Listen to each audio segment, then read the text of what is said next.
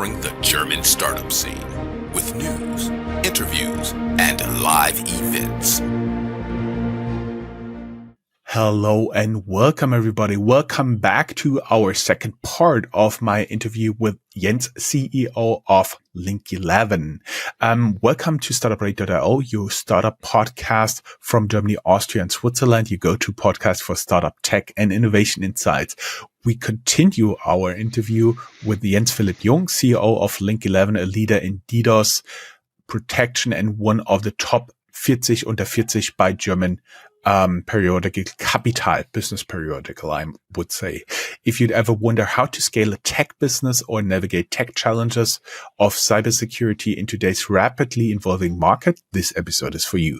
Let's dive into Jens' entrepreneurial journey, leadership lessons, and innovations in the cybersecurity space. And please keep in mind, this is part 2. So you should also listen to part 1. Part 1 and part 2 are supported by our enabler, Hessen Trade and Invest, and the Enterprise Europe Network. You can learn more down here in the show notes.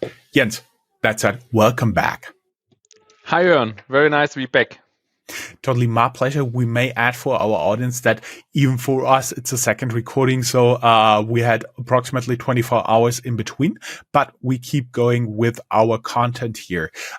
We talked last about cybersecurity and your look on things. And now I would like to shift a little bit more on the focus of risk of your company. Running a tech company like Link11 must come with a fair share of risk. How do you manage and mitigate those risks, both in terms of strategy and cybersecurity? Yeah, I mean, especially also in the past 24 hours in the cybersecurity space, a lot happened because we basically see every hour many attacks, being it on our customers, but also on us as a company, because we are also some kind of high quality target, to say so. And therefore, it's very important to manage these cybersecurity risks and also obviously from a business strategic standpoint. And as an organization, I mean, we are also some kind of startup culture and some kind of startup atmosphere. And while you are very young as an organization, you think very late towards risks, right? I mean, you want to build something, you are the pioneers, and you want to create something. So risk is something which come a little bit later, as soon as the company gets more mature.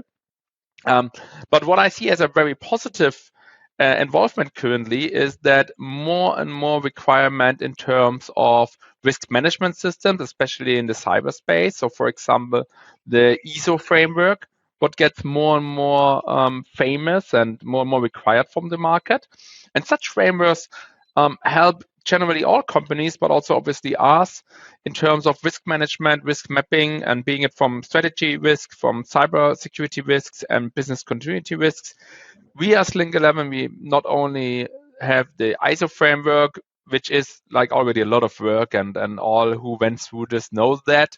A lot of paperwork, which also typically is not loved too much from startups and in the startup and scale-up phase.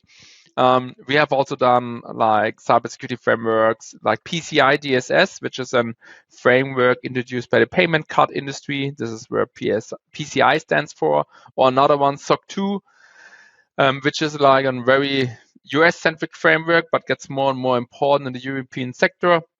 And these frameworks help us natively to be more secure and also to risk or also to manage our risks much better. But even before such frameworks, I mean, we always think about what if scenarios, what could happen, and create predefined plans, and also often fire drills and tabletop exercises, because we operate a 24/7 network and something could always fail. So we always think about, okay, what are redundancy concepts in our infrastructure?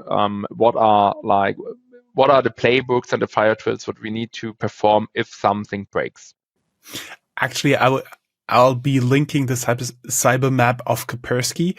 This gives you a real-time view of attacks, and only in the time you've been talking, I have witnesses here on the live map more than 250,000 attacks. So just to give you a sense of that here. Could you share an example when you took a risk in the business that ultimately paid off, meaning less in terms of cybersecurity and more in terms of like strategy projects? Yes, I mean, two big risks what we have taken in the past was our add-on acquisitions. I mean, as Link11, we had a strategy to grow organically, but also at a later stage to acquire other companies. And these acquisition of other companies, obviously, you have their due diligence and you try to find out what is great and where are some red flags in this company. But every due diligence report has its limitations, and there are always things which are uncertain. You don't know how sticky is the customer base after the migration. You also only have partially insights into the real production code, and various other things. You also don't know, or you only have partially insights about what is the stickiness of the people, do all the key people stay on board.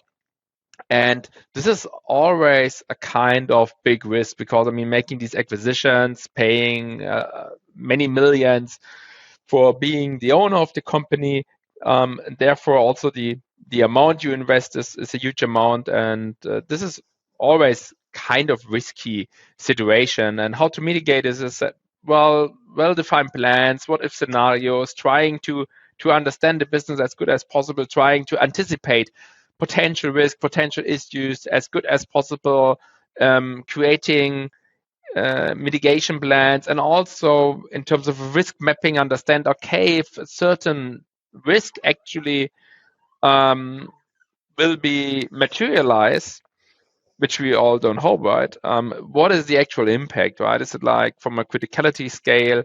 How serious is it? And this helps you then to also get a good feeling from making such transactions, and at the end also signing the deals, because you should never sign a deal if you have a bad feeling. Hmm. Everybody who does not think that a takeover could be a destroyer of value or a company, they should look into some prominent examples like AOL, Time Warner. I do believe you, after some time looking into that, you do get a sense of how this could take down two companies. Talked about companies and takeovers here. What is your approach to competition in the tech space? How do you view competitors, and what strategies do you employ to stay competitive? Tech is, generally speaking, a wonderful sector. And why is it so wonderful is because the biggest advantage is not in the tech sector is that size doesn't always matter, right? Very often you have small innovative teams which are working like in a speedboat approach, which can develop groundbreaking solutions which will beat all the incumbents. So this is also kind of our initial start when we came into the market. I mean, we were a team of basically two people. It was Carsten and myself, and with the great skills of Carsten, it was able to develop a solution, a technical solution, and software which was better than everything else what was there on the market. And this is a great advantage, because if you think in other industries, imagine you want to open a furniture store, right? There are so many various entries to get into this market. You need a plot, you need many of these, maybe distributed network, multiple locations. It's very, very difficult. But in tech, I mean, basically you can create a company by yourself, and now even easier with all the AI tools. So, generally speaking, great advantage is that even it's a fast-moving environment, you are able as a very small and capable team to develop groundbreaking solution and beat the incumbents. And if you and this is not only right at the end what we say, but also actually at the feedback what we get from our customers and even the analysts. So a couple of years ago, for example, we had the benchmark study from Forrester Research, who has tested various solutions in our area, and it turned out that Link11 is not only the one with the fastest mitigation of DDoS attacks, but only the one with the best result when it comes to overall mitigation capabilities. And this was basically achieved with a very small development team compared to our competition. I was wondering, for our audience, how would you approach competition in your industry?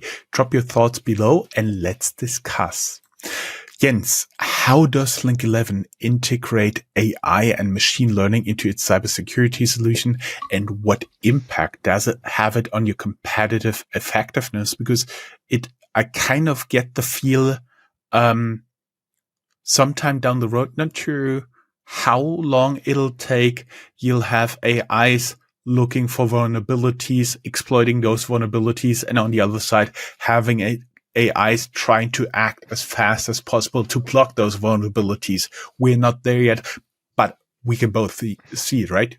Oh, it's actually in the very near future. We already see like early attacks designed and generated by AI, and imagine like deepfake, for example, or phishing attacks, or calling fake attacks. They are all AI generated. So this is like in the very, very near future. On the same side, luckily, or on the good side, we are already using AI for quite a long time. There is a fun story behind that, because Carsten, who is like an IT informatic student and also mathematics student, he has a great passion for machine learning, algorithms, and AI and all of that. And because we had the issue that DDoS attacks could come on every day and night, Carsten has developed a solution which is capable to detect and mitigate these attacks by themselves. And the reason for it was because he wanted to sleep in the night. And this was then the fact. And this is quite a funny story, right? Because we did not develop machine learning and AI, or we did not leverage machine learning and AI because it's fancy, it's cool, it's get higher revenues, or better multiples and fundraising or fancy marketing materials. It was basically because the developer of the solution wants to sleep into the night and not get it waked up by DDoS attacks, which he manually need to adjust and mitigate. And these algorithms are still in place and mitigating thousands of attacks every day, fully automatic, and protecting. I mean, at the beginning, it just protected our infrastructure, and now these algorithms are protecting millions of web assets every single day. Are you scared that somebody would be able to find a hole in your algorithms? Well, I mean, it's always a cat and Cat and mouse game. Game. So obviously, if we stop at a certain point to improve and to develop ourselves, then it could happen that over the course of time there will be vulnerabilities and issues. But currently, we are very optimistic that what we have built has a very high quality standard, and that there are no kind of big issues which could be used and which could impact the quality of the service. So I would say currently not too big concerned, but also because we work on it every day very hard. Yes, I do believe that's something you work on it very hard, but something in the back of your mind, you can never really dismiss it, right? Yeah, I mean, this is also kind of the motivation which pushed you forward, right? When you think about, okay, you have solved the problem ultimately, then you usually stop working on it, improving on it. But in cybersecurity, it's like an ever-going evolution. It's like with learning, you can never learn enough. Going a little bit from Link11 into you as an entrepreneur, and I was wondering what has been the most rewarding part of your entrepreneurial journey so far, and what keeps you going? Well, in like part number 1 of our interview, I already said some nice words about my family, and this is also exactly the reason why I'm that super motivated and work or try to work as hard as I can, it's because of my family, and there is no greater reward you can get than when you arrive, says Jesus proud of you, or your children looking up to you. This is really what motivates me like hell to give even more and more. That's more worth than any money on earth. Exactly. Know what you're thinking there. I was wondering if you would have a time machine. I would be wondering, when you can go back and give yourself an advice, when you start Link11, what would it be? Basically, it's 2 points what I would give my younger self as an advice. And number one is, in terms of hiring, don't hire too fast. In terms of don't make a decision for a hire if you are not 100% sure, or at least very sure, that this is the right hire. So really hire the best talent, and making there some errors will at the end cost you more money, more time, more sleepless nights than if you would just wait a bit and waiting for the right and perfect match. So, like, putting more emphasis on this. And the second point is, build a great peer network. Especially when I founded the company, which was 2005, right? Quite a long time ago. I mean, nowadays you have much more communities, events, you have these accelerator programs and so on. But this was something that didn't exist back in these days. And the peer network is very, very crucial, because you want to share ideas, you want to share best practice, you need a network to get some intros. So this could be also over the investor potentially, but the best advice is always build it up by yourself, right? Extend your network, meet with people. This helps a lot. And from personal experience, I can say it's pretty tough to tell somebody who's a teacher to really tell them what you're going through, what drives you. But another entrepreneur, they usually get it pretty fast, right? Yeah, I would say so. Absolutely. I mean, it's like always, if you, I mean, there are these life coaches which say like, well, you actually the sum out of the five, or your character is like the mix of the 5 persons with whom you spend the most time. And therefore, if you have a great peer network, it's also very valuable from a self-development perspective. Now, can you? We've been already talking about time machine. We've gone back in the question before. Now let's get a tiny preview into the future. What's next for Link11? What are some upcoming projects and innovations you're excited about?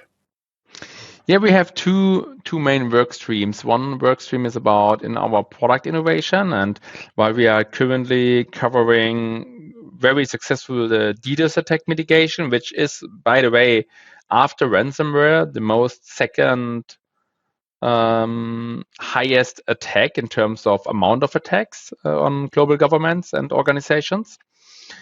We are also, and beside of the DDoS attacks, we are already providing solutions for web application protection, being it mitigating SQL injections and database attacks and similar stuff. But what we now also will introduce, or what we are currently working on, is more towards network-based solutions, zero trust, as I already explained right at the beginning.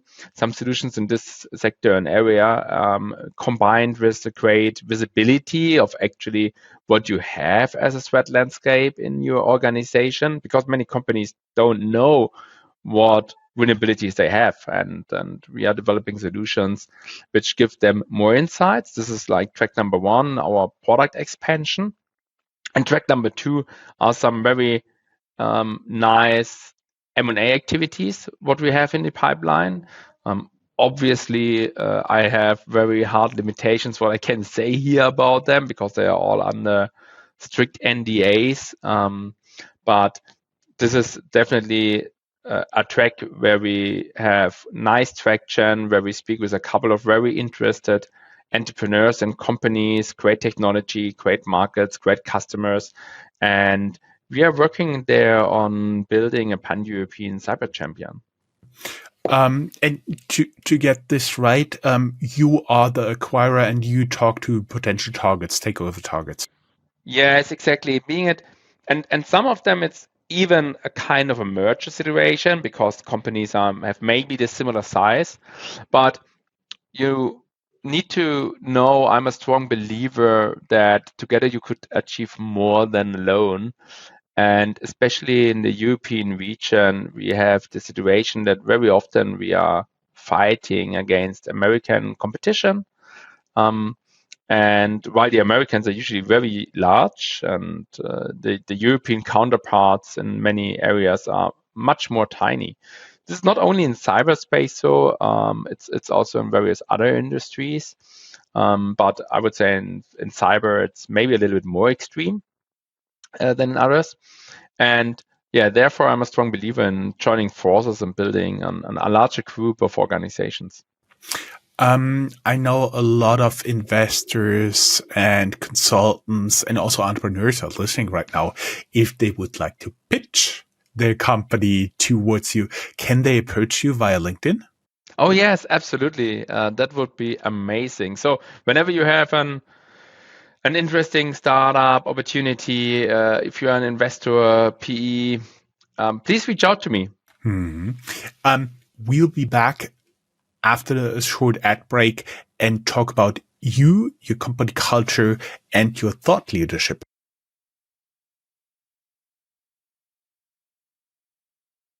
Hey guys, welcome back. This is the second part of the second interview with Jens, CEO from Link11, a DDoS cybersecurity company. And I was wondering, Jens, you are a thought leader in tech and cybersecurity space. How do you approach public speaking and sharing your expertise with others? Luckily, I have some help from my lovely colleagues, to be honest. So I have a team member who helps me with organizing everything, arranging everything, come up with ideas, and even assist with like the content. So this is a great help because it takes some time, right? I mean, this is the true story. It does not come for free. You need to invest a lot of time and energy into it. So it's great if you have some helping hands there. And while we have an internal colleague for that, I also know some of my entrepreneur friends have agencies for that, which could also be a great way. Generally speaking, I think as a thought leader, it's always great, or I love it also very much to share knowledge and get connected with others. So it's kind of my natural pattern and what I really like. So this is something which is quite nice, and I hope I could do it more. The biggest constraint is obviously the time commit you need to put into it. Mm-hmm. What is your main channel to distribute your content? Is it that people can follow you on LinkedIn? Is it a newsletter? Well, I have some LinkedIn followers, but in the past, Oh, you have almost 2,500. That's not some. I would say that's many. Okay, could always be more, right? Um, no, I mean in the past, this was more like quite classic on conferences, industry conferences, cyber conferences, and similar stuff, including coverage in newspapers, large media articles.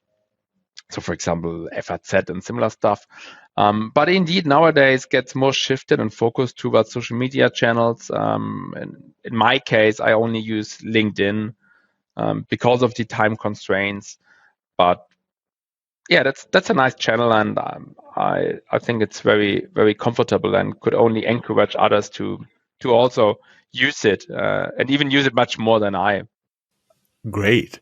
Of course, we link your LinkedIn profile if somebody wants to follow you or pitch you a startup, as we said before. We've been talking about mergers and acquisition, and I was wondering, how do you maintain a culture adopting or merging with another entity? Do you already have a playbook? Do you have some methodologies you like to do? Because I could imagine it's quite difficult, especially if you're both about the same size. Yes, absolutely. I mean, size definitely makes it a little bit complex, but not only if it's the same size, also if the size is very different from each other. Because if one company is like in a typical startup mood and culture, and the other one is already organized, that this could also create some tension. Another level of complexity comes when we speak about cross-border transactions, and you need to know our first transaction was in Canada, Vancouver, with 9 hours time difference. The second one was in Israel, which is also not around the corner, obviously closer than Canada. But this makes it also, or this brings also an additional level of complexity into it. To be honest, I think the best way, or what we have as a kind of playbook, is trying to merge also the kind of cultures, because if you try to put over 100% of the culture you have currently and erase everything what they have built over many years locally, this will end up in no good scenario. So what we always try is like keeping nice local culture and combining it with the culture of Link11. And what we also try to achieve in all of our targets, because we know culture is such important, we always do some kind of culture assessment before we sign the deal. So looking into, I mean, there is some OSINT research, what you can do, some desk research to find out what is the culture of the company. You speak with former employees, you speak with actual employees, and trying to understand, okay, what is the culture and how we can integrate this culture into ours. And also if there are some red flags in terms of culture, it's very important. So yeah, and this helps us to understand the culture in advance, and then having like a nice playbook how to integrate this culture. What of their components do we want to keep locally, and what are the global Link11 culture components we want to roll out? I was wondering how important in terms of evaluating the culture of a company is for you to look into boards, forums, and websites where employees can evaluate their employer. Well, unfortunately, very often you only read in these forums the bad things. So you need to be quite careful about putting too much emphasis on it. And you only read the frustrated comments, and very rarely like, wow, that was amazing, that was amazing. So, but it's puzzle, it's a piece of the puzzle, which you want to look into it. What we like more is really like trying to speak with former employees and to understand, hey, what was the motivation why you have left? How was it? What was good? What was negative?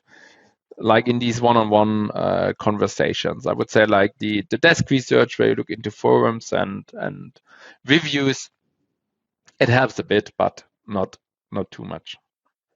I was wondering how you deal with the moments of doubt, because every entrepreneur knows that. What usually helps are peers. What personally helps me is quite some time of silence just thinking about it. I was wondering, how do you deal with that? I mean, in such moments of doubt, your family is always a great source and a great help to give you motivation and the maybe the necessary push also to make a decision. But as I mentioned earlier before, it's important to have a peer group network, and this could also help you very much, right? So if there are such situations, reach out to persons who potentially already were in the same situation, who have experienced the same situation.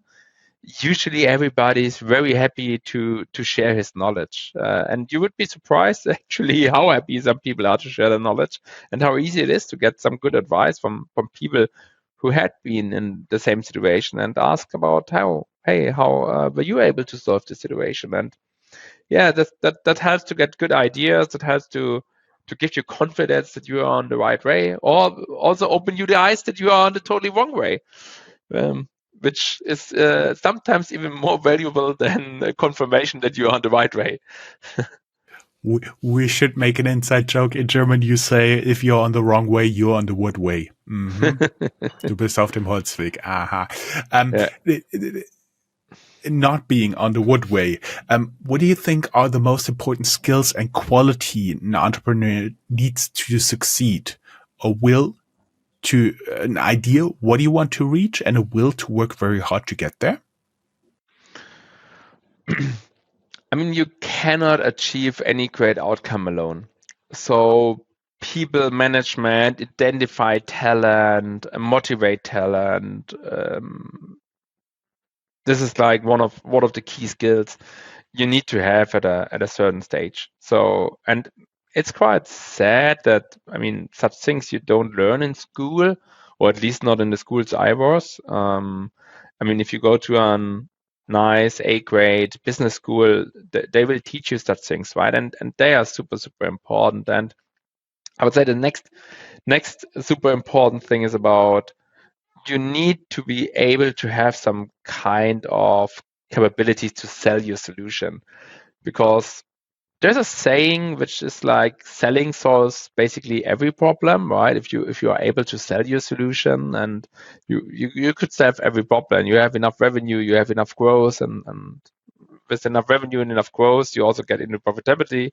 So this is a great thing. So my recommendation, be very good in talent management, talent identification and hiring. Be very good in selling, and beside all of that, I mean, obviously you need to have sector and product expertise.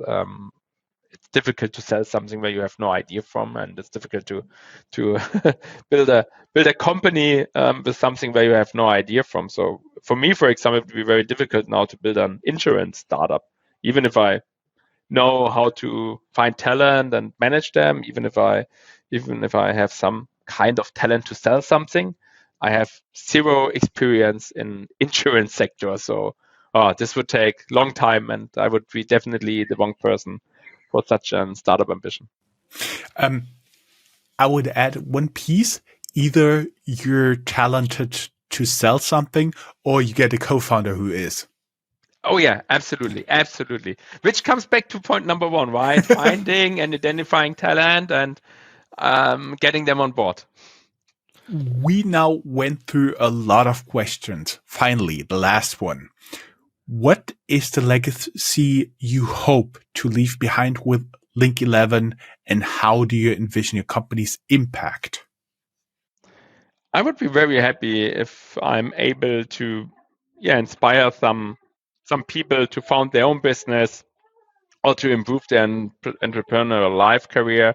So this would definitely make me very, very happy. And beside of that, I mean, we are on the mission to building a European cyber champion, because we are very sad that there are so few cyber companies in Europe. It's definitely an underrepresented sector compared to other countries, and we have great engineering here.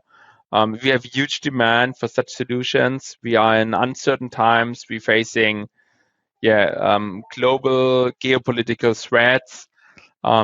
So this is our mission, to build this pan-European cyber champion. I would be super happy if we are able to succeed and to build these organizations within in the next 5 years, and having there at the end some kind of really legacy organizations which is able to achieve and be successful over quite a long time.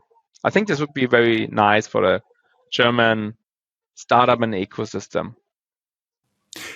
If you, our listener or viewer, enjoyed today's interview with Jens Philipp Jung, want more insights from the world of startup tech and entrepreneurship, don't forget to like, comment, and subscribe. What's one lesson you've learned in your entrepreneurial journey and think that is crucial for success? Share with us below, and we'd love to hear thoughts. Jens, that's it. Thank you very much. Best of luck by building a European cybersecurity champion. And of course, I hope I'm on the press distribution list for everything you do in the future, right? Thank you very much, Jörn. Yes, you will be, absolutely. So looking forward. Thank you for your time. It was great being your guest. Totally my pleasure. Have a good day. Bye-bye. Bye-bye.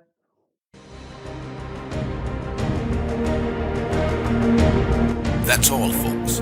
Find more news, streams, events, and interviews at www.startuprad.io. Remember, sharing is caring.